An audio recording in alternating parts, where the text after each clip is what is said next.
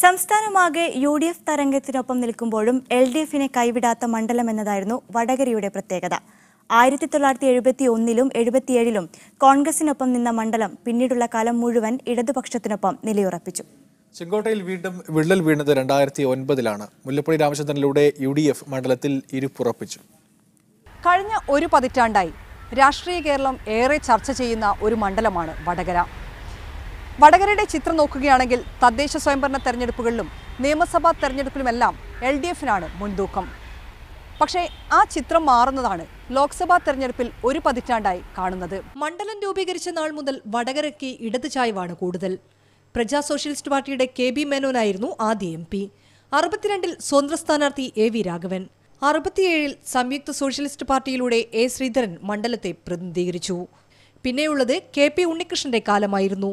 6 തവണയാണ് KP ഉണ്ണികൃഷ്ണൻ വടകരയുടെ ജനമനസ്സിൽ ഇടം പിടിച്ചത്. 2 തവണ ഇന്ത്യൻ നാഷണൽ കോൺഗ്രസിനു വേണ്ടി.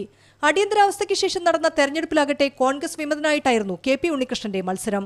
പിന്നീട് കോൺഗ്രസ് എസിലൂടെ LDFനു വേണ്ടിയും കളത്തിൽ. 1996ൽ കോൺഗ്രസിലേക്ക് തിരിച്ചുപോയ KP ഉണ്ണികൃഷ്ണനെ O ഭരതൻ തറപറ്റിച്ചു. പിന്നീട് 3 തവണയും ഇടതുപക്ഷത്തിന് ജയം.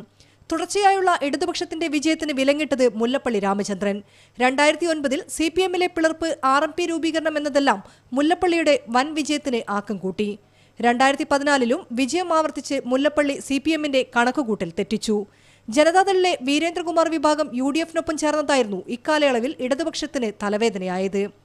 2009ൽ 56,186 വോട്ടിനായിരുന്നു മുല്ലപ്പള്ളിയുടെ വിജയമെങ്കിൽ 2014ൽ അത് 3000 കുറഞ്ഞു. കഴിഞ്ഞ 2 പ്രാവശ്യം സംഭവിച്ചത് ചില രാഷ്ട്രീയപരമായ കാരണങ്ങളാണ്. TP ചന്ദ്രശേഖരൻ്റെ വധവുമായി ബന്ധപ്പെട്ട് CPMനുള്ളിൽ തന്നെ ഉണ്ടായ ചില പ്രശ്നങ്ങൾ, RMPയുടെ രൂപീകരണവുമായി ബന്ധപ്പെട്ട പ്രശ്നങ്ങളാണ്. അത് വളരെ കാര്യമായി തന്നെ CPMനെ ബാധിക്കുകയും അത് തെരഞ്ഞെടുപ്പിൽ അതിൻ്റെ പ്രതിഫലനം ഉണ്ടാവുകയും ചെയ്തിട്ടുണ്ട്.